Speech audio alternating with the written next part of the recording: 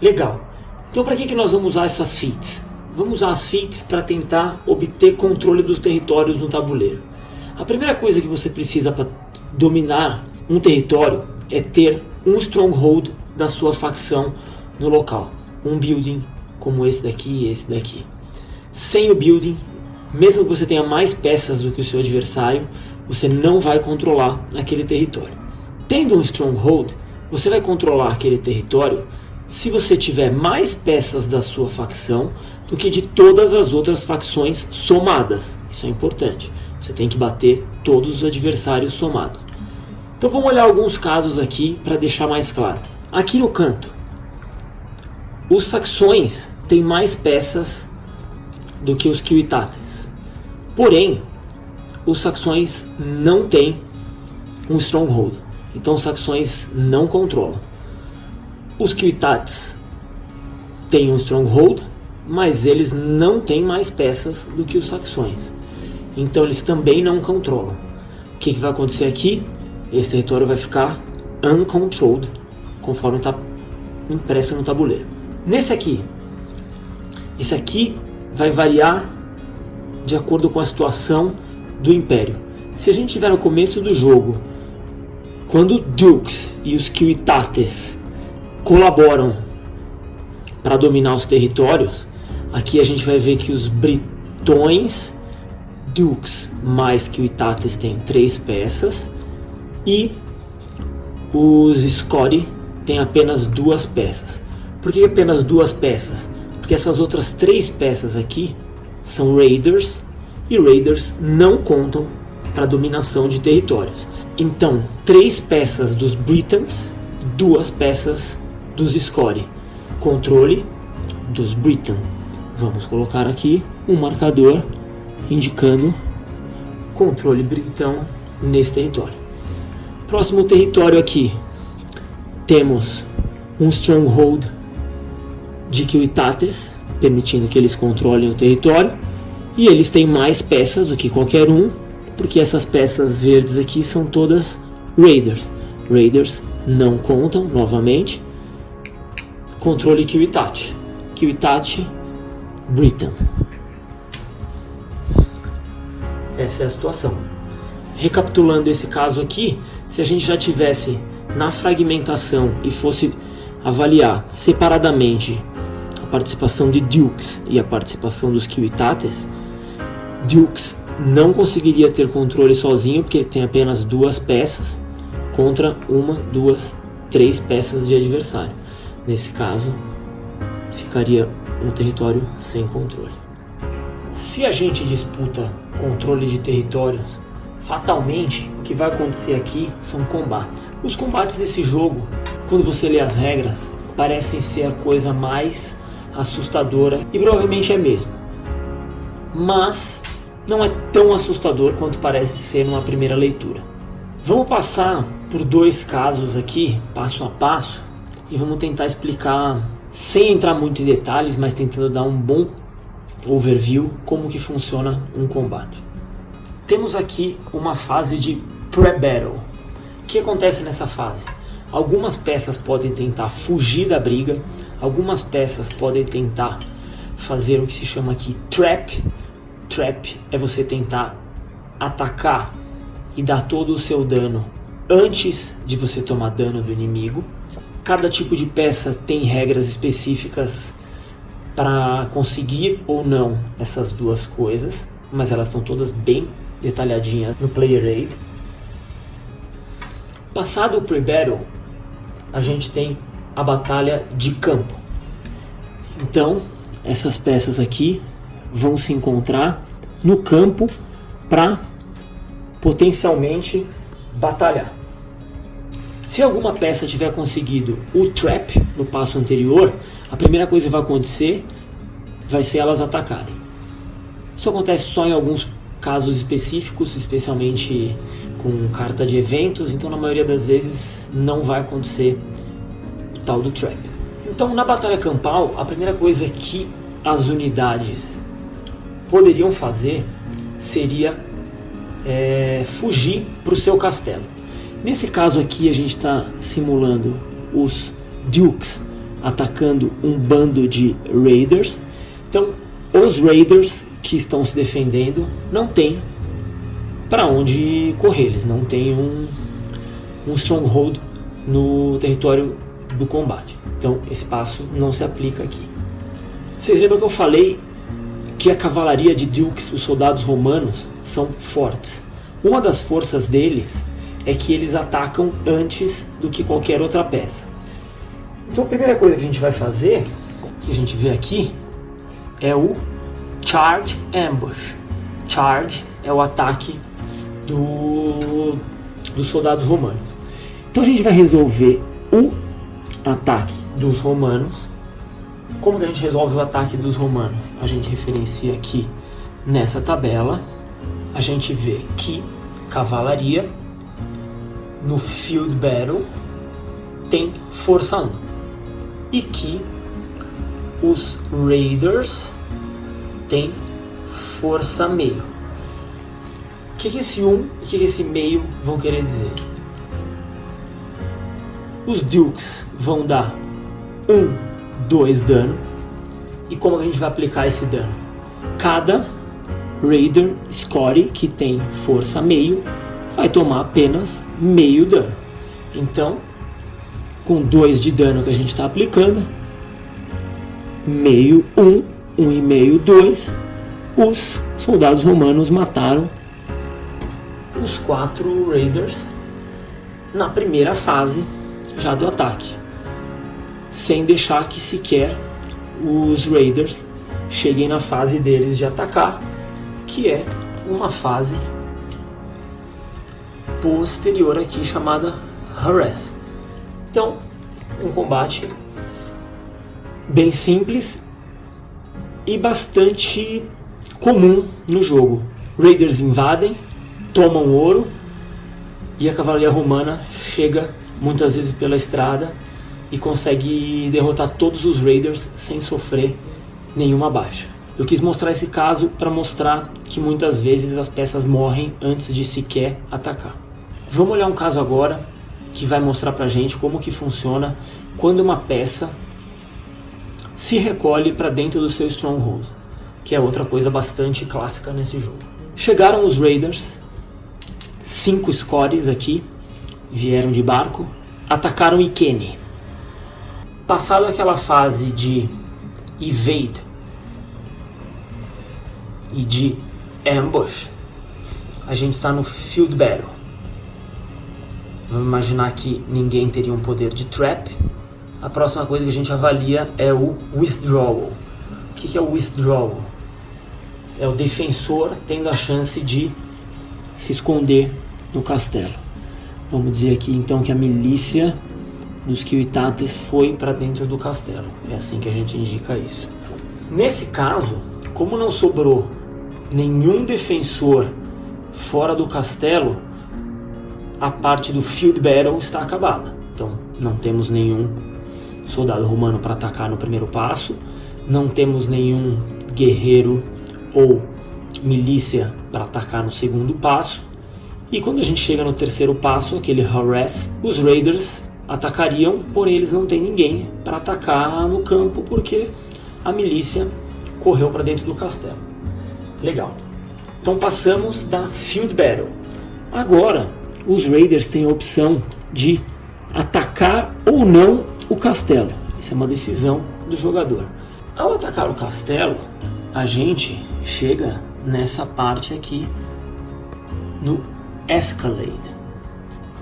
Então é o momento que os atacantes estão tentando subir as paredes do forte inimigo e os defensores vão ter o direito de atacar.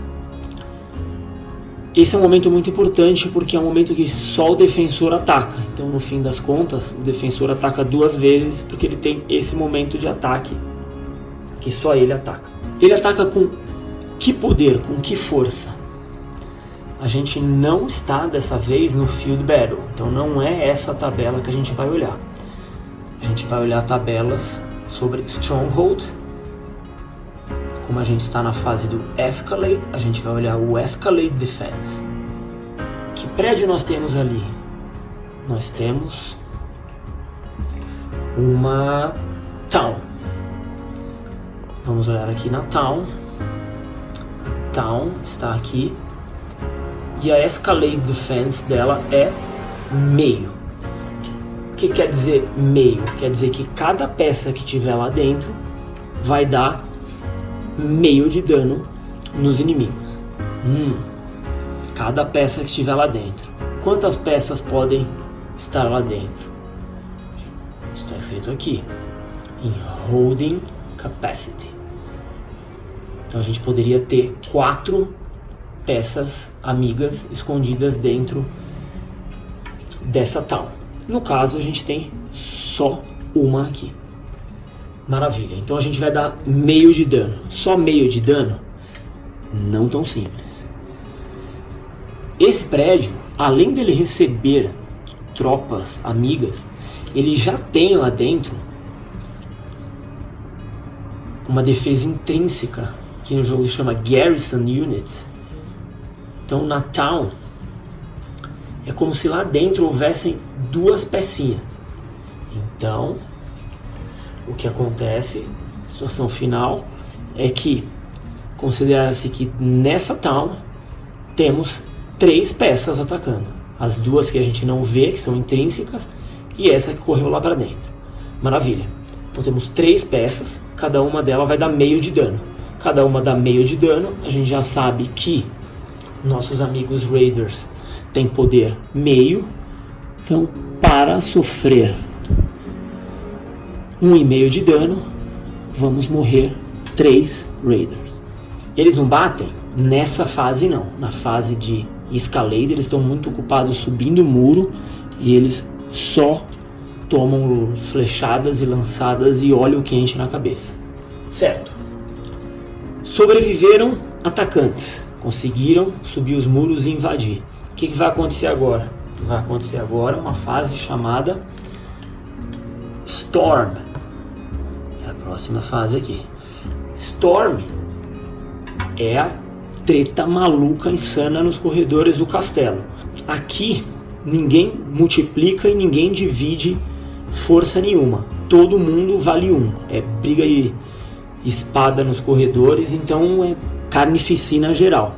Temos aquelas 3 peças aqui. Temos 2 peças aqui.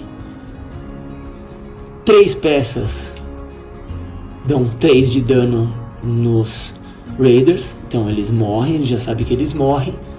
E os Raiders deram também, isso é simultâneo, 2 dano nos Kill-Itates. Vai morrer um Kill-Itate? Não vai morrer. Por quê? Porque esses 2 danos, eles podem ser absorvidos primeiro por aquelas 2 unidades intrínsecas, os Garrison Units da cidade. Então esses 2 danos dados por esses Raiders são absorvidos pelas Garrison Units e essa milícia aqui sobrevive. Então esses 2 Raiders saíram, a milícia sobreviveu. Foi um exemplo que eu fiz só para ilustrar, porque durante o jogo, como vocês viram, nada foi a cargo da sorte. Então o jogador dos Score poderia ter feito essa conta anteriormente e ter percebido que não fazia sentido atacar uma cidade com 5 Raiders, porque os 5 Raiders dele iam morrer e ele não ia conseguir produzir nada de positivo, nenhum arranhão nas defesas de Kill-Itate. Então é um ataque que o jogador teria condição de simplesmente evitar. E isso é uma coisa que acontece muito no jogo. Você olha, tem a impressão que você está em maioridade numérica, mas o poder do Stronghold na defesa, o fato do defensor atacar uma vez adicional e das Garrison Units, muitas vezes faz com que o atacante simplesmente desista de um ataque. E isso é algo que o jogo procura propositadamente representar, a dificuldade de você invadir uma estrutura defensiva do seu inimigo. Então é muito mais fácil defender um território do que tomar um território. Isso é uma constante do jogo. Definido o combate, a gente tem algumas consequências para serem avaliadas. Estão todas descritas aqui. Você vai ver se algum jogador matou mais peças do que morreu.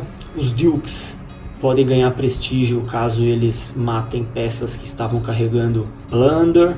Mas está tudo bem descrito aqui no Player Aid. E depois de alguns turnos isso vai ficando bem natural e poucas dúvidas surgem com relação a alguns detalhes durante o jogo, mas todas essas coisas fluem com bastante naturalidade depois de alguns turnos. Alguns últimos detalhes fundamentais para o jogo aqui. Durante os feats eu falei sobre Invite, transformar peças bárbaras em Federati. Como que isso funciona? É bem simples. Tanto os Scori quanto os Saxons, eles podem ser transformados em Federati. Como que isso vai acontecer? Pelo invite dos Ciutates, no caso. Se os Ciutates fizerem um invite, ele vai marcar aqui com o azul, vai construir um settlement dos Scori, vai trazer uma tropa de Scori que vai trabalhar para eles. Então eles estão com o marcador azul em cima. O invite pode ser usado para isso ou pode ser usado para fazer um vira-casaca com o Federati do seu adversário.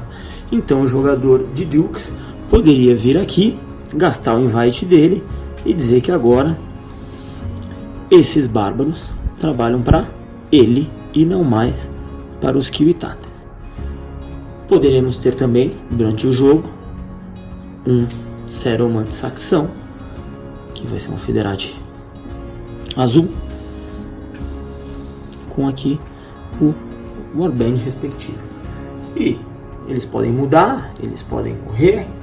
E outra coisa que pode acontecer é, no fim de um turno, o empregador desses Federati não pagar ouro para eles, e eles vão perder esse marcador e se tornarão agora peças de Scori, um Settlement Scori e um Warband Scori aí no meio do reino. Foi trazido pelos Ciutates para trabalhar, porém o salário deles em ouro não foi pago, eles revoltaram e agora você tem um inimigo aí no seu quintal. Isso pode acontecer, é muito bom manter isso em mente, porque trazer Federatis pode causar problemas futuros para você depois. Outra coisa, cada um dos mares aqui, dos oceanos, temos aqui os oceanos britânicos, os oceanos germânicos, lá em cima o oceano septentrionales e o oceano ibérnicos ali do lado esquerdo. Cada um deles vai ter um marcador dizendo se esse mar é patrulhado por barcos romanos ou se ele é no patrol. Qual é o impacto disso no jogo? O impacto disso é que quando um raid é feito na costa dos oceanos britânicos, a gente vai olhar, e se ele estiver patrulhado, cada raid que acontecer aqui vai perder um número de raiders que serão mortos já no desembarque nas praias inglesas. Quantos raiders vão morrer? A quantidade de fortes romanos que houverem nesse oceano. Então esse é um motivo muito importante para rolar uma briga dos bárbaros tentando destruir fortes, porque aí raids futuras perdem menos peças, e os romanos vão tentar reconstruir fortes, porque fortes significam que a cada raid um raider já é derrotado antes mesmo de colocar os pés na ilha. Se o marcador estiver na posição no patrol, independente de quantos fortes existam aqui, nenhum raider vai ser morto, porque simplesmente não temos barcos para atacar os barcos vikings que estão desembarcando. E por fim, vamos levar a câmera ali para perto do marcador de Imperium Track e vamos falar sobre esse track. O que é esse track? Aqui em cima a gente tem o Roman Rule, é assim que o jogo começa.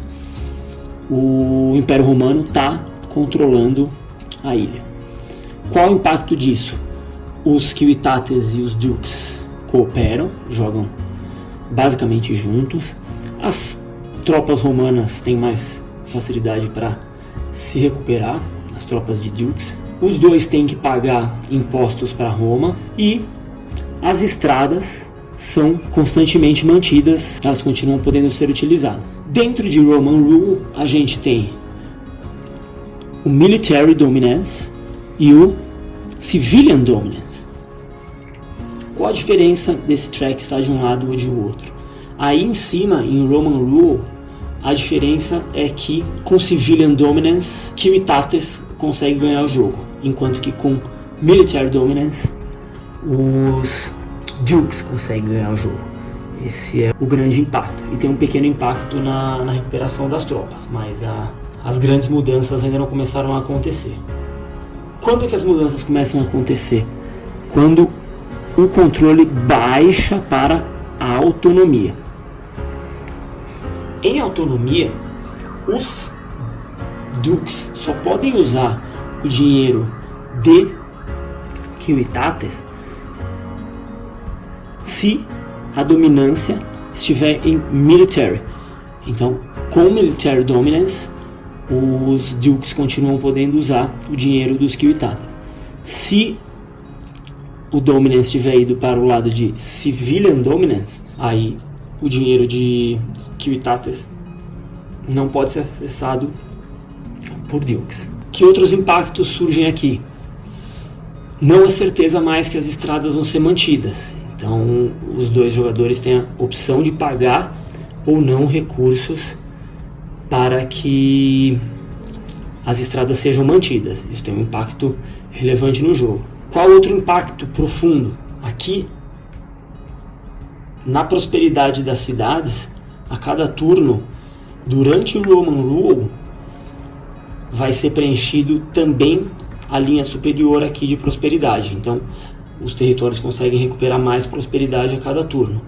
Após descermos para Autonomy, nunca mais essas linhas de cima vão ser completadas. Se elas existirem, elas vão ficar, mas as cidades só vão conseguir recuperar prosperidade da linha de baixo. Isso também tem alguns impactos relevantes no jogo. O próximo passo aqui do controle é que ele desça para o que se chama aqui Fragmentation. Fragmentation acaba completamente a colaboração entre Dukes e Civitas. A condição de vitória de Dukes muda radicalmente. Ele passa a disputar controle de territórios de uma forma muito mais parecida com os outros três jogadores. Ele não tem mais acesso ao dinheiro dos Civitas. E os dois começam a apurar o controle dos territórios separadamente. Alguns territórios vão ser de controle de Dukes, outros territórios vão ser de controle de Civitas. E o jogo tem as regras sobre como esse track vai descendo do controle romano para fragmentação, que eu acho que não é o caso da gente entrar nesse detalhe aqui, porque ia explodir a cabeça de todo mundo. Falamos sobre a manutenção das estradas, então só explicar de leve aqui o que é isso. Temos esse marcadorzinho aqui, Roads Maintained ou Roads Not Maintained. Qual o impacto disso? Enquanto os roads estão sendo conservadas, Dukes e Civitas podem usar as estradas para se locomover, desde que os territórios tenham controle britão. E depois que, num dado momento, as estradas deixam de ser mantidas, ou por opção durante a autonomia, ou depois na fragmentação, elas nunca mais voltam ao estágio anterior. Então é um negócio bem definitivo para o deslocamento de Dukes e de Civitas. A vida fica um pouco mais fácil para os bárbaros depois que as estradas não estão mais em funcionamento, porque a movimentação dos inimigos que vão tentar matar os raiders após cada raid fica bem limitada quando não tem mais estradas funcionando no tabuleiro.